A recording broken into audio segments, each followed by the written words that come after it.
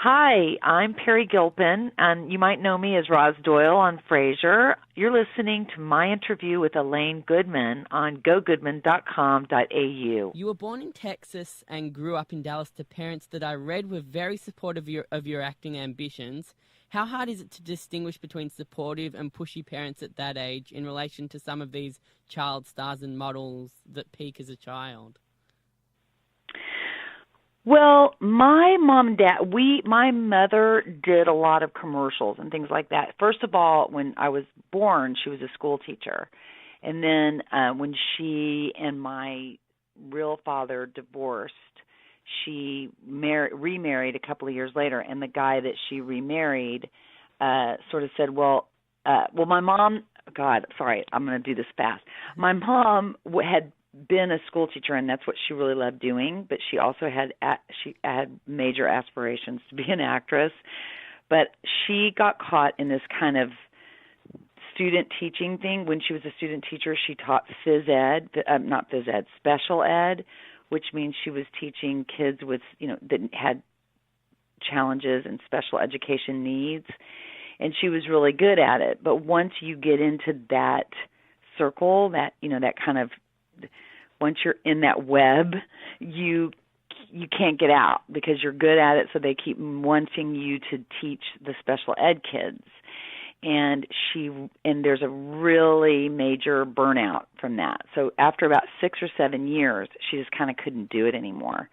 And my stepdad at that point said, well, why don't you go back into acting or go back into, modeling? And my mother wasn't very tall, but she loved acting. So we happened to live in Dallas, Texas, and they would shoot like 40% of all national commercials at that time were shot in Dallas. It was a huge industry. And they also did these things called industrials where, they would shoot films or, for companies, like I don't know what kind of tools they were, but I guess the kind of things where you'd show everybody how to use something or how to do something. They were called industrials. So my mom quit school teaching and started doing commercials and industrials and doing that kind of modeling work in Dallas. So it's kind of like acting.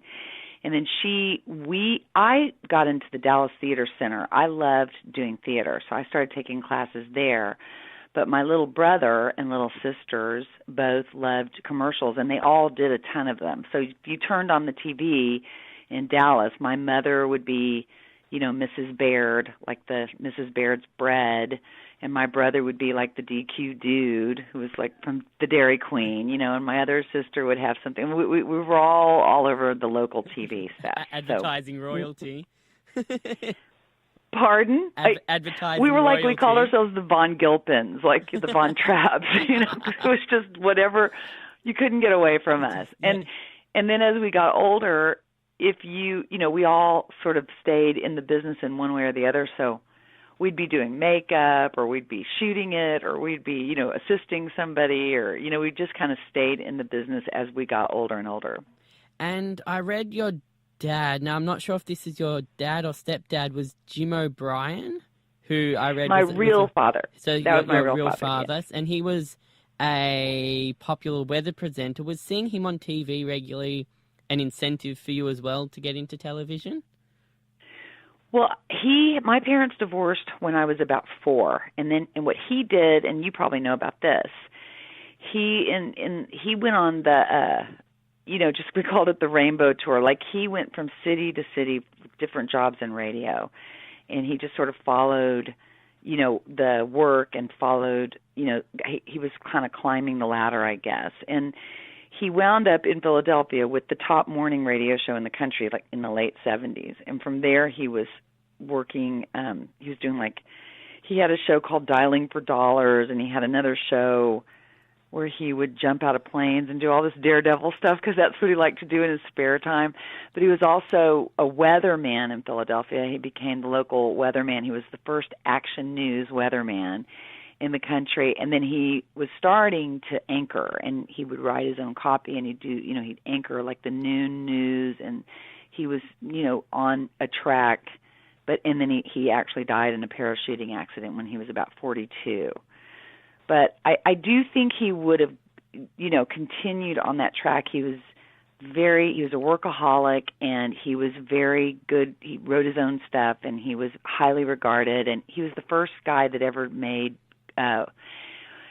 he wasn't a meteorologist, so he didn't want to pretend to be a meteorologist. So to kind of make that right for himself, he would joke around, with it and call things funny names and kind of make the weather funny. He was kind of a funny guy. So he did that, and people still tell me stories about, really funny stories about him. And he died in like 1983. So he had he's been gone for a long time, but he's not forgotten. And he left me, my mom and my sister and I when I was 4. So I never really saw him anymore much after that. But I do remember him working on his speech. He wanted to we're all from Texas, so I know he was working on getting rid of his accent and trying to speak well for radio. So I do remember that, and I think I inherited both of my parents' kind of like ill-fated need to be in front of people, and talking. We have a weather presenter in Melbourne like that who's just always like bouncing around, and every weather report he does every day, he'll have a few like dad jokes that he just pulls out, and it's really like adds something to the weather, and a few different weather presenters are starting to do it as well. Yeah, he did this like back in the 80s, early 80s, but I think he just felt kind of like he was cheating a little bit because he wasn't really a meteorologist. He wasn't really telling people, I know this is what's going to happen because I know how to read the weather patterns. He was just reading copy, So, but I think it's especially. I mean, he was in Philadelphia, and Philadelphia has a ton of weather. So,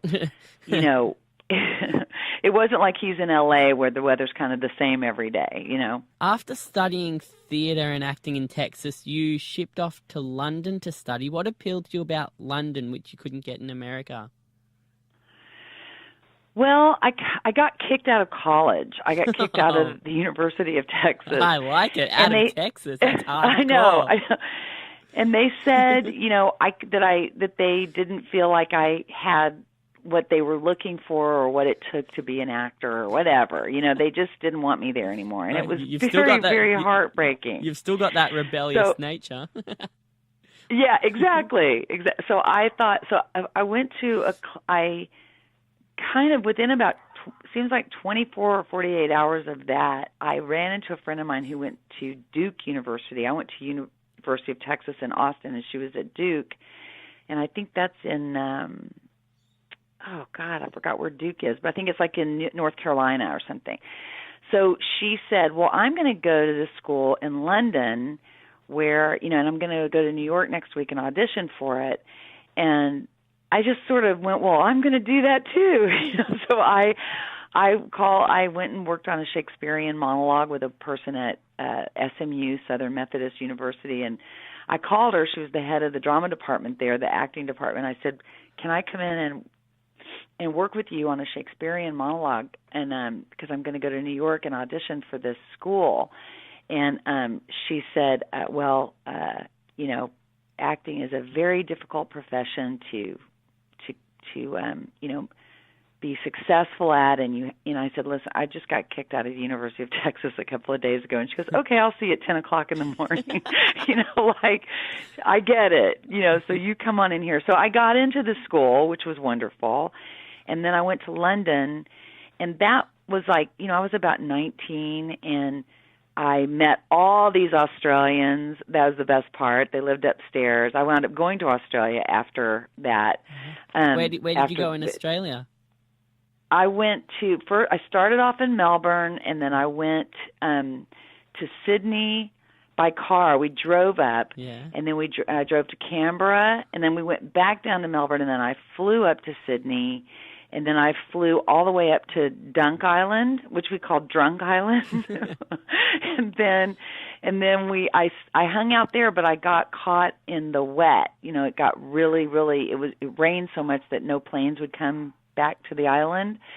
So I was sort of on that island for a lot longer than I thought I would be. But I met this really nice football player and his wife. They'd just gotten married, and my sister had the same last name they did.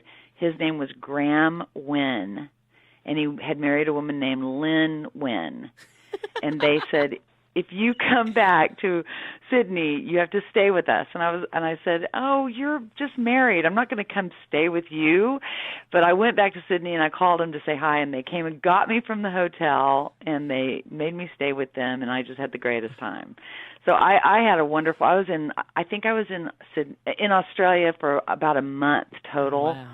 And I really loved it. How long ago was that? A long, long, long time ago. It was probably I think I went there maybe New Year's Day, 1981. Oh wow, something like that. Right before I was born. 81 or 82. I remember you weren't born yet. I remember there were 16 million people on the whole continent of Australia. Wow. Yeah. No, now we've only got about 24 million in the whole continent. So it hasn't improved that much, which is good. We like keeping it small. It's good. Yeah. Yeah. It's like the whole population of New York is in Australia. Well, that's what, and everyone would say Mexico City when I was there. Oh, it was wow. Mexico City. Right. You got your first taste of working on a set as a makeup artist, as opposed to meeting people working at a cafe or working as a writer. How does that stack up in terms of getting your foot in the door of Hollywood? Well, I did do all those other things too, but the best thing about that, me being a makeup artist, was to actually be part of a crew, and to really, really, really understand what it takes to make a movie or to make a TV show or anything, and how hard everybody's working, And so, on one hand, it made me a little bit of a perfectionist in an area that I probably shouldn't be such a perfectionist about. But in other ways, it made me understand the amount of work, and it made me a good member of the company, and maybe somebody that really has a deep understanding of what it's like to be on the crew, But I've always been a perfectionist about. I've let it go over the past few years, but when I was, in my 20s and 30s, I really, really, really put a lot of energy into trying to perfect the way things looked, and I don't feel that way as much anymore. That's good. That's good. Kids will do that to you. Exactly. You did the usual actor thing when you started out, getting cameos on a variety of different shows, but in 1993, you appeared in one episode of Cheers in the 11th season, which was the final season. Did this appearance have an impact on your casting in Frasier as Roz Doyle that same year? Well, I do think it was all kind of related, but I was on two different series on the lot there at Paramount, and the other series were called Flesh and Blood, and then the second one was called a million different things, and I still don't know what it. I think at the end of the day, it was called Local Hero, but it was called Triangle Productions, and it was Jimmy Burrows and the Charles Brothers, which those were the creators of Cheers, and then a woman named Fran O'Connell, who's a wonderful producer, and then Paramount. And so I had worked for those people on two different series leading up to, and Cheers was on, and the casting director of both of those series was a man named Jeff Greenberg, and Jeff cast Cheers, and now he casts Modern Family, and he cast Frasier, and these other two shows I was on, and lots of other things. And he was very much my champion. He was very good to me, and when I was going up for Frasier, it was sort of the only role that they, kind of were open-ended on, from what I understand. Like, they just didn't really know exactly what they wanted, and they knew that they had Frasier, and they knew that they had John Mahoney to play his dad. And then at some point, someone had said, "Have you guys met or heard of David Hyde Pierce? He's a wonderful actor. He looks so much like Kelsey, and he's so funny.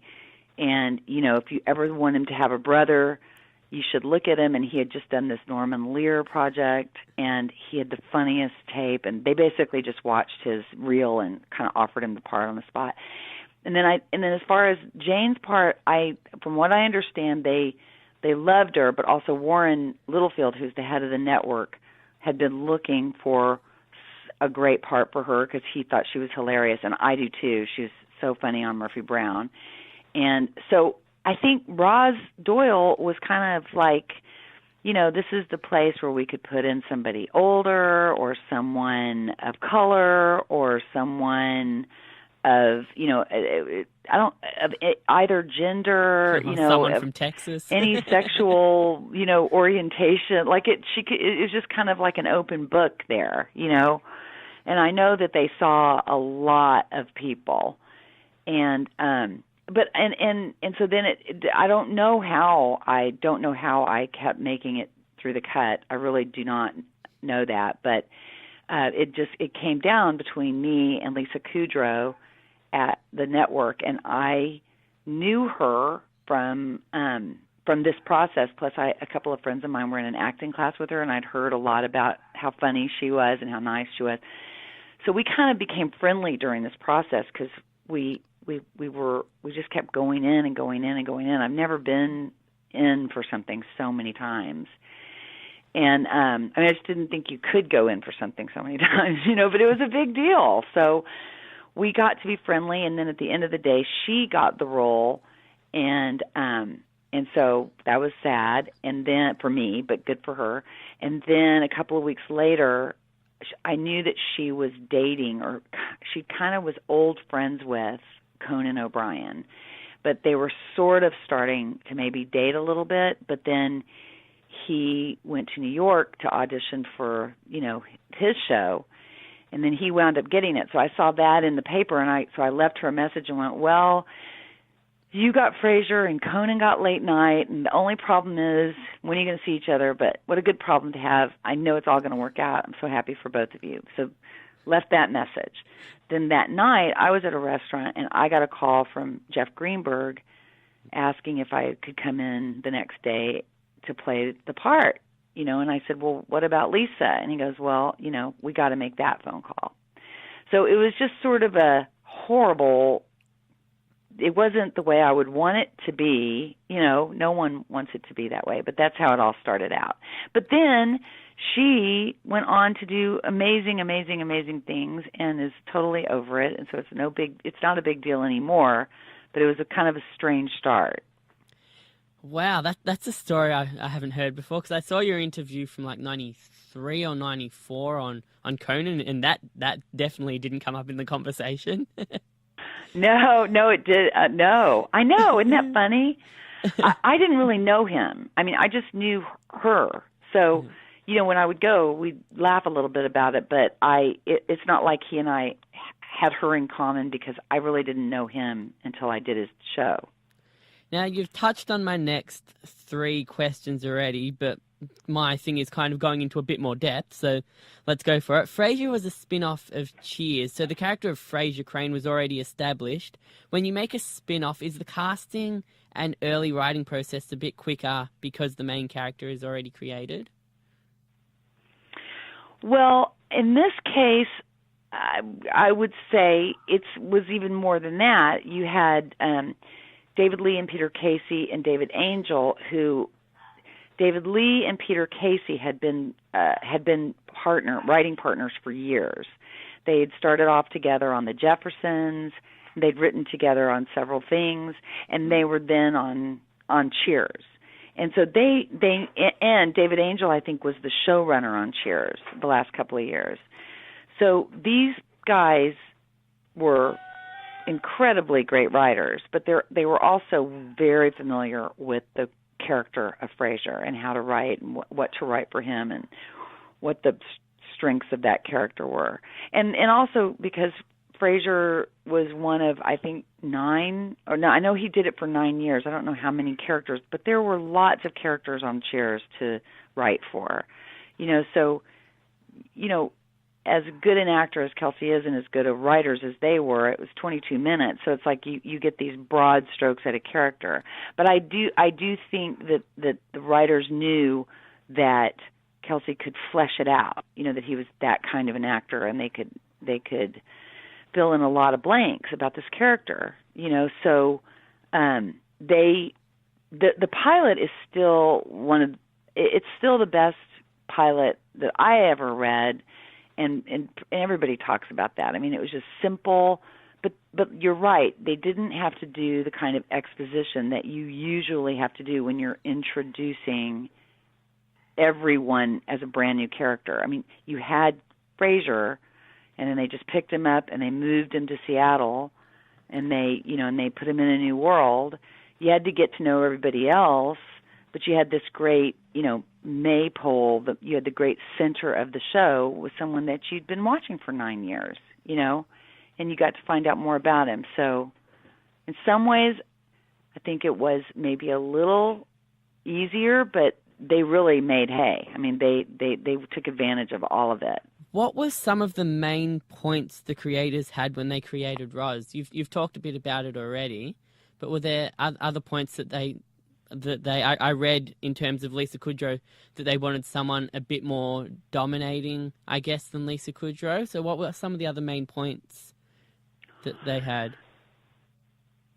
I think they wanted it to be a work. I wasn't there when Lisa was there, so I don't know anything about what those days were like, and I didn't want to really know about that because it was a bummer. But I've heard them say that about about having someone. I think what they needed more than anything was for the audience to see Frasier struggling in his new environment and conquering it in some ways and failing miserably in other ways, and living, like they took him all the way across the country from Boston to Seattle. It's like going from, Sydney to Perth. They got him as far away from Boston as they could, and took him home to where he was from,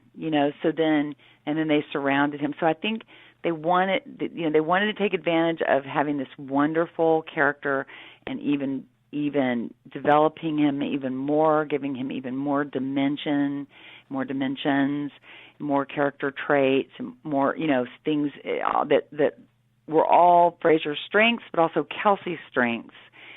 And then put him in a new world and surround him with new people and give him a new job, and then also have him there with his dad, dealing with his dad, because I know one of the producers was sort of going through that, as they call it, sandwich, generation, where your parents are getting to an age where you want to keep an eye on them, and you've also got kids that you're still keeping an eye on, and so you're kind of caught in between your parents and your kids. And I think that's what they wanted to put Frasier in that situation. We mentioned that Lisa Kudrow was the original choice for Roz, but they picked you, I read, because you were more suited to stand up to Kelsey Grammer. Is that confidence something you've always had? I guess, I guess so. I don't know. It doesn't, I don't think so, but I don't know. I don't see myself that way, but probably. Other people might, I don't know. Yeah, it's kind of hard to know. Frasier was on NBC around the same period as Seinfeld and Friends were on NBC as well. How did its ratings compare to those two shows, and what was Frasier pitted against in its time slot? I I can't remember. I can't remember what we were up against, but we started out on Thursday night. It was like there was a Thursday night block that Cheers had been in. So we took Cheers's place. I remember that in the block. And that was in it, and we had fantastic ratings. And I think even Friends might have been, because Friends started the next year, and I think they might have been that night too. And maybe even Seinfeld. I don't remember the schedule. I just remember that there were that we kind of took Cheers' place, and then at some point we started airing on Tuesday nights, which was great that they had the confidence in us to try to get another night of must-see TV. You know, I think they put up some shows hoping to kind of dominate another night of television with comedies, which was a lot of confidence in us. You know, but I think we were like, oh, we want to stay on Thursdays, but, you know, whatever, we don't make that decision. But we shot on Tuesday nights, so then you couldn't watch it, you know, so we'd kind of go in the prop room and look at, you know, just sort of see scenes and things like that, and it was always kind of funny. So that's all I remember. I remember that the numbers were insane compared to now. Like, now when you see, like, numbers that the Oscar, you know, we were doing like 32s. I think we had a 36 once, you know, because we'd walk in and would be variety on the table or whatever, and you just look at the numbers, and it was just crazy. You know, shows are now hits that do a 2 now. You know what I mean? Because there's just so many more venues, and so I think I remember. I know I remember 32. 34 share, that kind of thing. And now that would be like what a Super Bowl would get or an Oscar, you know, broadcast would get. But there were just 4 networks at the time, and Fox I think was even a new network. There were 3, and then there were all of these, you know, there was like HBO and Showtime, but they didn't you know, do any kind of their own programming. They just showed movies that they'd bought. They didn't have sitcoms and things like that on those cable channels yet. And then when Fox added in as a 4th network, you know, and then the CW, and you know, it was just interesting because it was sort of during that era that all the way TV is now was just starting to be introduced. You made appearances on many other shows while you were on Frasier, like Hercules, Superman, and Justice League, among others, both as an actor and voice actor. Was that just to keep your feelers out in preparation for Frasier ending? Because that's not a thing a lot of actors do, but you kept getting regular roles while you were on Frasier. Yeah, I liked working. And my mother was really sick, and I was you know, I wanted to be able to help if they needed help. And I'm a workaholic. I like to work. You get that from your dad? Probably. Yeah. What are the differences for you between acting and voice acting? Well, you know, there's really not a lot. I mean, I have found that, I mean, of course, no one's seeing you, right? But I have found that the best directors I've worked for in those, you know, in animated stuff, they have such an incredibly hard job because they are trying to pull the same performance out of you that you would give if you were on camera, you know. So it's not pull it out of you. They're trying to encourage you to go all the way. I don't mean that somebody has to, they're not pulling it. They're just sort of pushing you to really do it, you know. And so I think a lot of, you know, maybe sometimes you're not sure what, you don't want to overdo it, you know, and so you might hold back a little bit. So that's what I mean by pushing. I see those. I remember working with a couple of different directors that I just were, they were like on fire. What they would kind of encourage you and you know, really, really drive you to do. So you walk out of the studio, of the booth, as exhausted, even more exhausted in some ways, because you're trying all these things and they're trying to find the most dynamic way, but also they're drawing it, or you're matching what they've drawn, or they're going to go back and fix what, So it's sort of like, because you're not married to an image of you, so to speak, that everyone's agreed on, this is what you're going to wear, and this is where you're going to block, and you're going to walk this way, and this camera's going to pick you up, and these lights are going to be on you. And because none of that has happened, they're free to, help you or ask you to come up with the most dynamic choices you can make, and that they'll either use or they won't, and it's actually tons of fun. It's very creative and very different, but it's the same work, Does that answer your question? Yeah, absolutely. After you've been in a stable job for 11 years, like you were on Frasier, I don't know if stable is the right word, because I know it can finish up at any time. You don't really know how long it's going to go. How hard is it to go back to auditioning and not knowing where the next paycheck will come from? I mean, you probably avoided that by keeping your feelers out there, just cameoing on different shows and the voice acting as well. But is that a thought that pops into your head when you finish up on a successful show? Yeah, I think that that transition is difficult no matter what.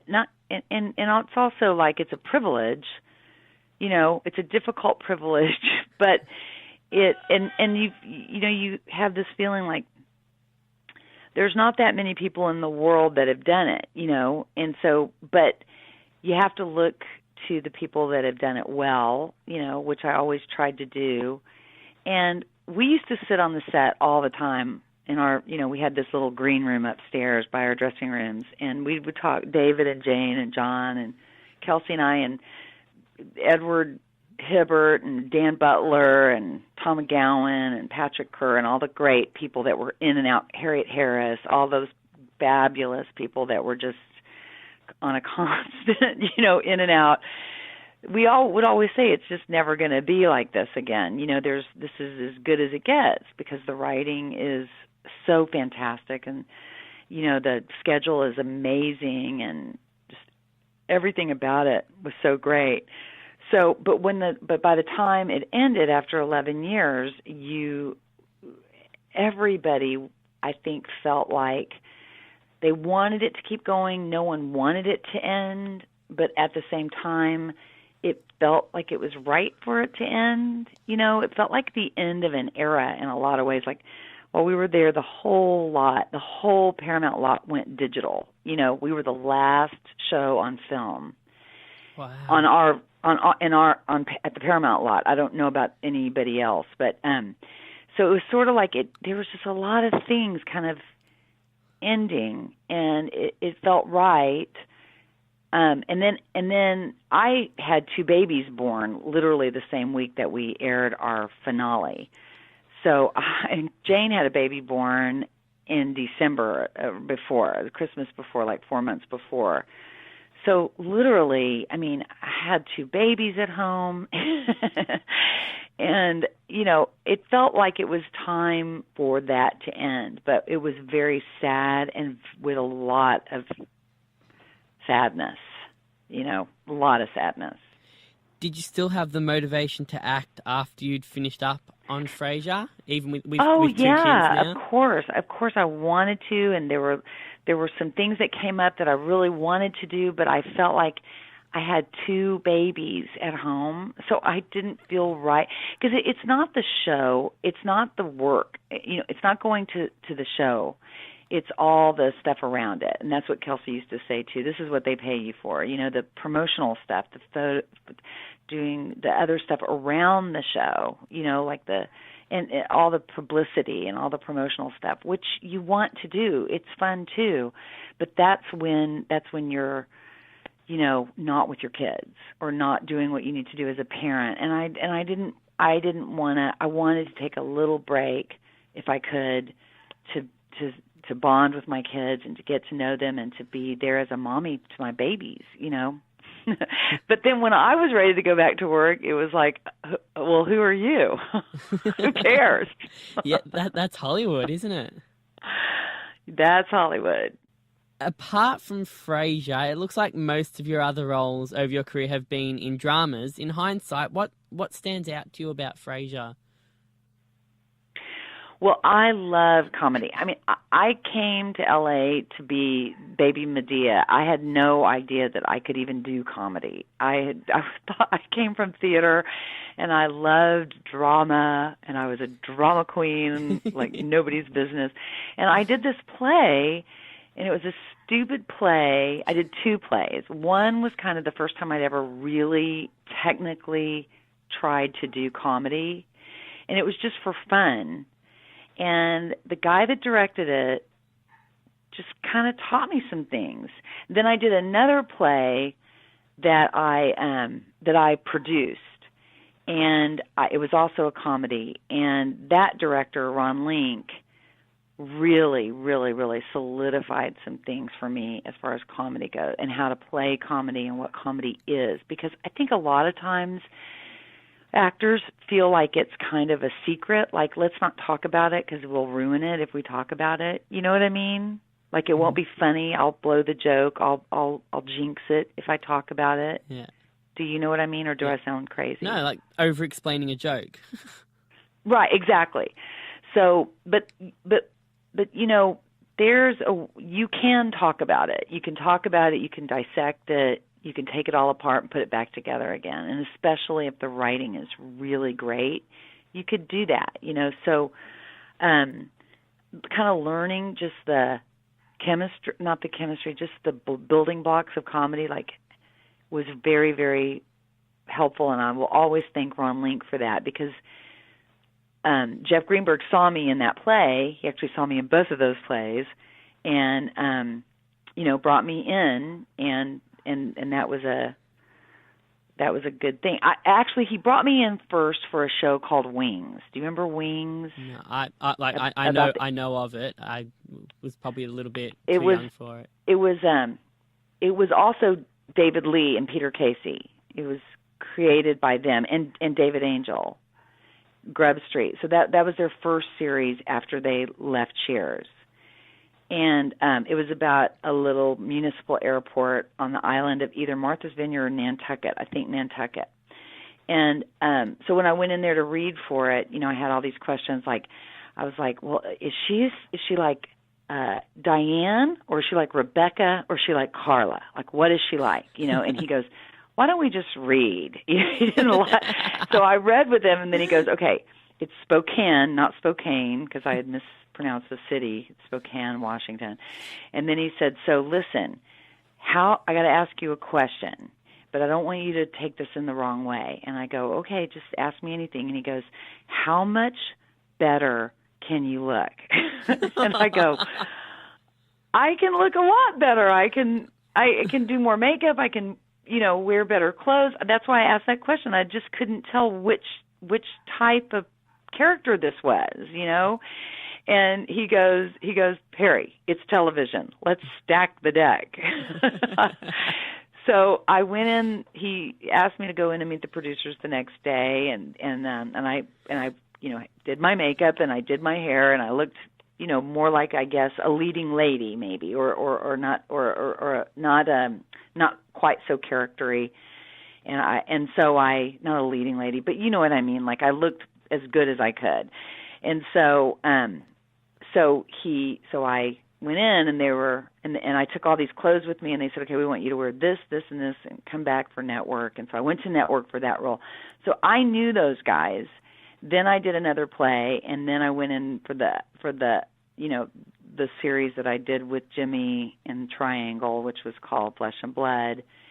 But, you know, Jeff just kept coming to see me do these plays and then bring me in, which was great, you know. So I was really trying to I found out how fun comedy was do those plays, and then I was just lucky enough to get to do it on TV, which is never what I thought I would be doing ever in a million years when I came to LA. And then getting all the timing and all the all the in comedy facial expressions are a big thing as well. Did that just come with practice of being on Frasier? Well, they wrote it, all you had to do is say it. You know what I mean? You didn't have to do anything. You just had to say it. And they wrote such a great character for me. It was such a great, and as the show went along, I think a lot of people could have played it. I wasn't the only one. But as the show went along, I think they wrote to my strengths, and they totally steal stuff from your life, and they do all kinds of crazy stuff. And then they get to know you, and they know what you can do the best and what you're not so great at, so they stay away from that, or they might give you another shot at it, and you get better. But you just I think also, we all had a great time, so we hung out together a lot, and I think we got to know each other and what our best, what made us laugh ourselves. You know what I mean? Yeah. You have maintained a close friendship with the only other female regular on Frasier, Jane Leeves, and you even started a production company together. Is it hard to balance work and friendship in Hollywood? No, I think it's easier, because, like I said, there weren't a lot of people that had the exact same experience. There's very few people. There were only 5 of us that had pretty much the close to the same experience, on Frasier. So to have this other woman who's, we're 4 months apart. We, are both the same height. We're pretty much the same on paper, in a lot of ways, except she's English and I'm Texan, and, she's ectoskeletal and I'm fat. I'm just kidding. I'm teasing. And, but that's how I always felt like I was the ugly one. But that was my insecurity and stuff. And that was the fun of our friendship, was that we were very, very close. And she has 3 sisters and I have 2 sisters. So she has 2 sisters and I have 2 sisters. And we were both the oldest of 4. We both had 2 sisters and 1 brother. And so it's like we have a lot in common. And we're the greatest of friends because we're war buddies, We've been through the same thing. Away from acting, you're a passionate spokesperson for cancer research because you have been personally affected by leiomyosarcoma. What does that form of cancer affect? Well, sarcomas are something like 10% of all cancers, and 9% of those sarcomas are found in children. So it's usually something that sarcomas are usually found in children, and only about 1 or 2% are found in adults. So, in other words, it's very, very rare, and so often it goes without detection until it's way, way, way too late. So my mom's particular kind of sarcoma, leiomyo, is found in the walls of the uterus. So she was in a great deal of pain for many, many years, all over her body because it had metastasized. Without anybody being able to figure out what the hell was wrong, and which was horrible. And she was like in her late 30s when it all started. So she was very young and in terrible, terrible pain that no one could figure out. So once they did figure it out, she did live for another 15 years, even though they didn't predict that, but that's all they're doing is predicting. They're just guessing anyway. So, she really fought hard, her secret was, if cancer wasn't a problem that day, she didn't make it one. She had a way of being able to kind of detach from that, which was kind of amazing.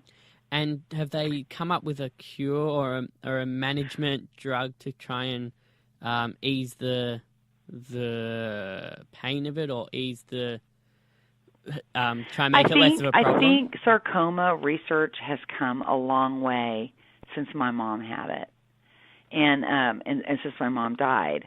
I think that it's better, but still, I think that there's only like, I don't want to. I mean, don't.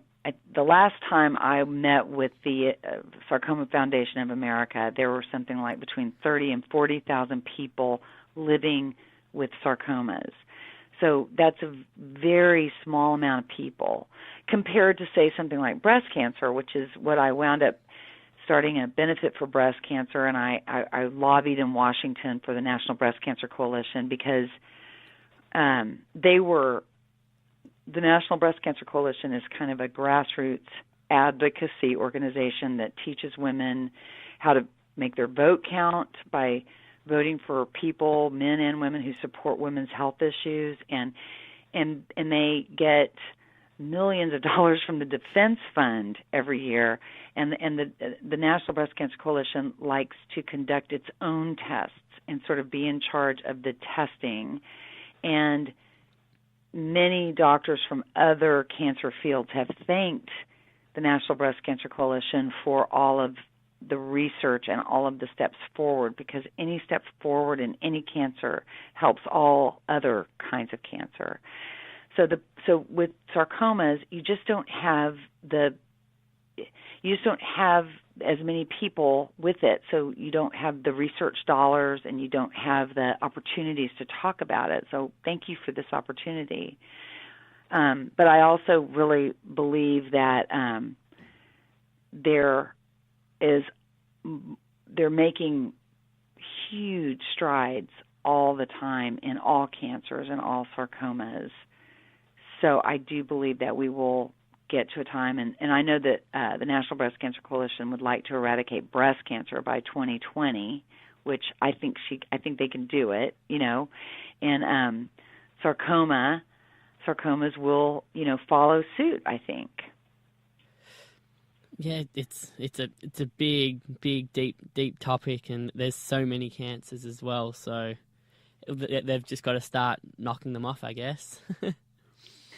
Yeah, and there's a great show here called Vice on HBO, and they explained on Vice in the past 6 months. They explained how they're able to. I guess a cancer cell, when it's in your body, is sort of like disguised, and the organs in your body can't tell it's cancer. So they're able to, take out whatever that is that that disguises the cells. They're able to extract that now, so that your organs and your skin and your bones and your blood, everything can recognize those cancer cells and fight them off. That's like the simple, nursery school explanation. And you also have twin daughters who are 1 year away from becoming teenagers. Do they have acting ambitions? Not really. They did some acting as littler kids. They loved musical theater, and they did a bunch of plays at this really cool place that I loved the woman that was teaching them. And I thought they really liked it. And I really didn't know what I would do if they wanted to go into that field, but I did love that they were having such a good time. Because she also would teach them, like, they'd come home and clean up their rooms and rearrange their closets, because she would teach them about how to take care of their costumes and stuff. So she would work in all kinds of great life lessons into their theater training, which I just loved. And I think actors and people in theater are like the greatest people in the world. But and I could see my kids kind of going in that direction, and then they found soccer and volleyball, and they're like, I cannot get them on a stage anymore. They like to play. They like sports. So in a world saturated with teen idols, both deserving and undeserving, I must say, who do they look up to? Do they have an idol out there that they look up to? Gosh. They really, they love Adele. They love her. Good choice. They love who, they love to dance. They do love to dance, and they have a teacher at school that has taught them all about all the different kinds of dancing. I'm trying to think who they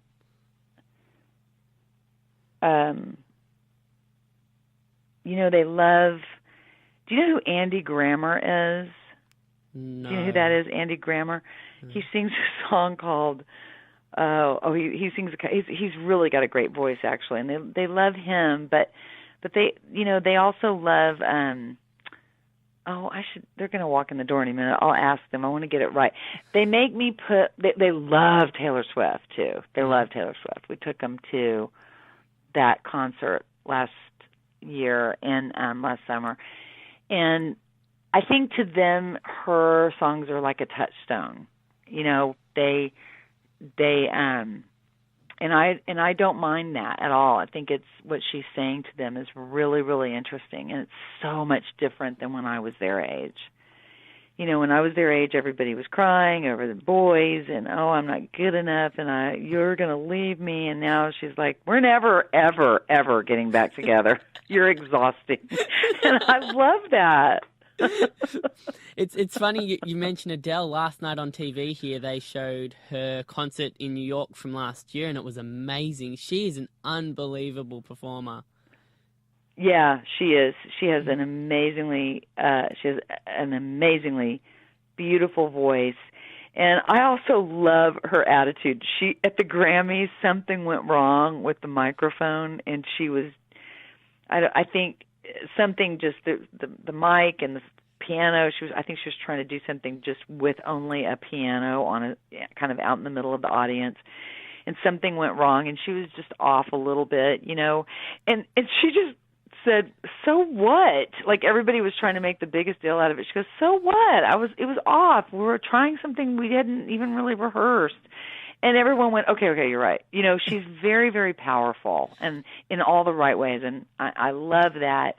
And she's got this like major voice to back it up, And she just seems so, down to earth. She just sounds like one of those bogan British people who has an amazing, amazing talent. Did you say bogan? Yeah, she's got like a really thick, I don't know if it's quite Cockney accent, but it's just a really thick British accent. And that is so funny because, we don't know what bogan is. We don't. The only way I even know what that is because that show is going to be on. That show is going to be on here. That you guys something bogan. Upper middle bogan. Yeah, it's going to be on here, but they called it something else completely. And then one of the women that works with Dana, Rebecca Miller, I don't know if you ever talked to her, but she's Australian, and she goes, "No, it's called something bogan." I go, "What is a bogan?" But now I know what it is, and that is so funny. But we don't use that word here. Right. So what do you call them? That's what we were trying to say. I was trying to say to Rebecca, to Beck, I was like, would it be this or that? And she was like, kind of. I don't know. I think it might be a very specific, Australian term. But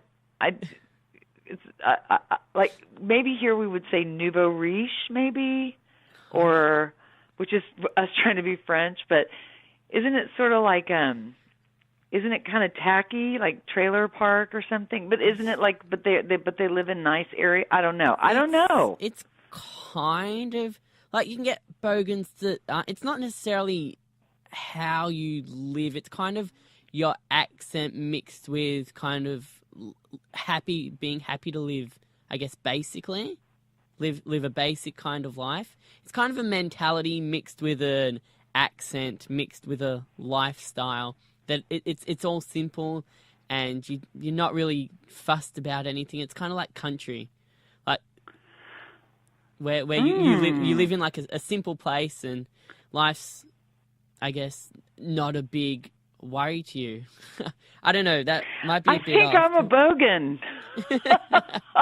I don't know. It might be more common in Texas.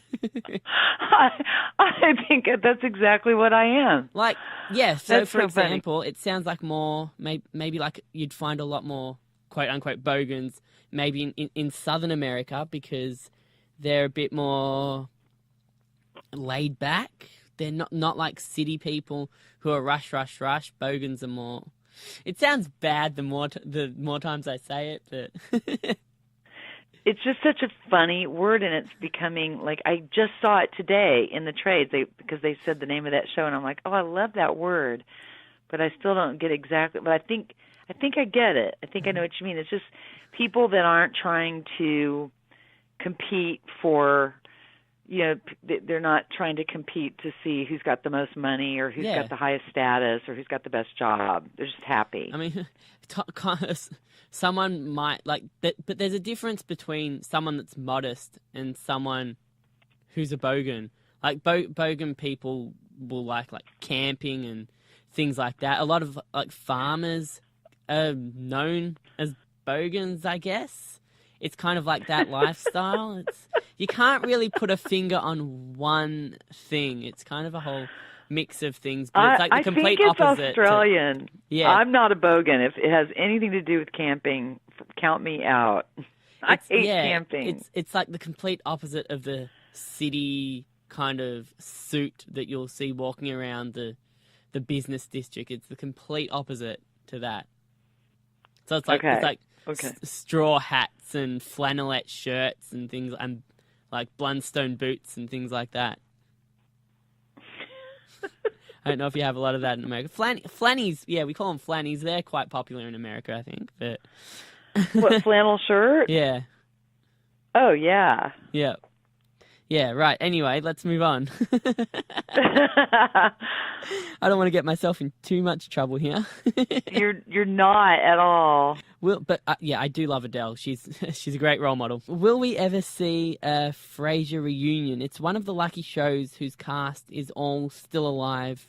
Is it something you'd like to do? I mean, we just saw over the past couple of weeks Doris Roberts from Everybody Loves Raymond passed away, which was really sad, and that gradually that show is going to struggle if they ever want to do a reunion because so many of the main characters have passed away. I mean, Home Improvement can't really do it because one of their main characters has passed away. Even Fresh Prince of Bel-Air is in the same boat, but Frasier is one of the lucky ones where their cast are all still thankfully alive and still reasonably young. So is that something that you guys have ever talked about? I don't think that it will ever happen because I think that it's the kind of thing that's so much better left to the imagination, and no one would want to, hurt it. We all got together. John couldn't come because he was doing something in Chicago, but we all got together for the Jimmy Burrows special that was just on a few weeks ago. And Jane and I flew to New York, and we were with David and Kelsey, and it was really fun to all sit in the same room, and we were laughing. Kelsey is so hilariously funny. I mean, he was killing us. And David is great, and Jane and I, we were so happy to just get away for a day. We had so much fun. And, I know the temptation, of course, is I'm sure there for all of us and everybody, but I just don't know if anybody wants to, at the end of the day, risk, devaluing what we left, by trying to cash in on it or get back together or do something. 'Cause, I just don't know if that's ever going to happen. I don't know if I would want to do it. Of course, if they called me, I would take it very seriously. I'm not saying no. I don't think that they will. I don't think our writers are like that. I think the guys that created the show, I think they would really, really not like to do that. Okay, I have the perfect example of a bogan. Have you ever seen the Simpsons episode where they go to Australia? No, but I will look it up. Okay, all right. What about Crocodile Dundee? Yeah. Bingo. Is he a bogan? Yep, absolutely. He goes into the middle of New York City, he's saying g'day to every single person that walks past. That's the kind of lifestyle that's a bogan. Okay, thank you. And that's what I get it. That's our stereotype. Most of us aren't like that, but that's the Australian stereotype. That's what a lot of Americans don't forget, think we're I've like. been there. I've spent a month there, so I know everything about Australia. Okay. I'm just kidding. But I do know what you mean. Yeah. I think Australia and Texas is very, very similar. In what kind of way? Because well, what just kind of kind way? of, kind of like everybody sort of feels like they're that they're starting from fresh and that they can be whatever they want to be and that they're defining their role and they're defining their world and they're, good people. They got a wild streak and, and there's a lot of kindness and there's people kind of don't love the caste system or the class system, but at the same time it comes in handy. And just the humor, and I don't know, there's just kind of a humble swagger, and sometimes there's a not so humble swagger, and it just reminded me, it seemed very much like Texas when I was there. So now we've both had a period of struggling to try and explain what's in our mind that can't really be put into words. Now we're even, Peri. But I did a much better job, don't you think? Yeah, true. I'm just kidding. I'm totally kidding. Finally, what's your relationship like with social media? It wouldn't have been something you grew up with or through the 90s during Frasier that wasn't around. So how are you big on social media? Do you like it? I tried Facebook when it first came out, but I really, my kids were really little, and I found it, I would come out of my office where my computer was or, my little cubby hole or whatever, and I would go, oh my God. And I would just start it. And my husband was like, I don't think this is going to work for you. I just don't think this is your thing. And finally, I think after about 5 times me coming out going, oh my God, so-and-so, my friends from high school made up a person. They made up a person that I was talking to. And then finally they told me that they'd made, and anyway, I'm like, I came out going, oh my God, and Christian goes, I'm shutting it down right now. So my husband went and kind of shut it down. So I have a Facebook page that I have participated in once or twice over the years, but I really honestly don't even know how to do Facebook. I hate to say that. I just really don't understand it. But I do have a Twitter account that I love because I wind up getting my news a lot from Twitter because, it's just going by so quick and I can go, oh my gosh, clearly this is very important. And then I can get into whatever it is. And I just think that's how we think now. I think Twitter is how we think.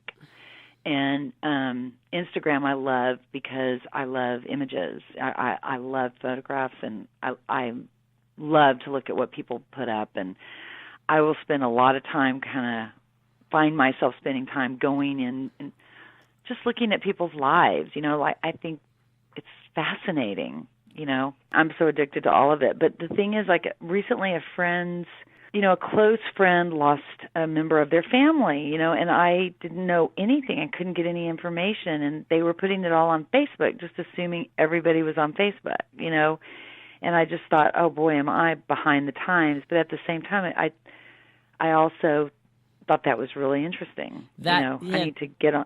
That's my issue with Facebook. Sometimes people that I'm friends with, they'll put stuff that's too personal or too emotional on Facebook, and I think that's why Facebook is sometimes getting annoying because people are using it as a platform to get attention where they shouldn't be where they shouldn't be, and I think they're putting too much faith in Facebook.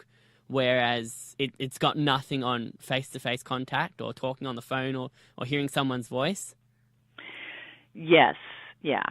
But, yeah, you're right, it doesn't. But how old are you? 25. Oh, okay.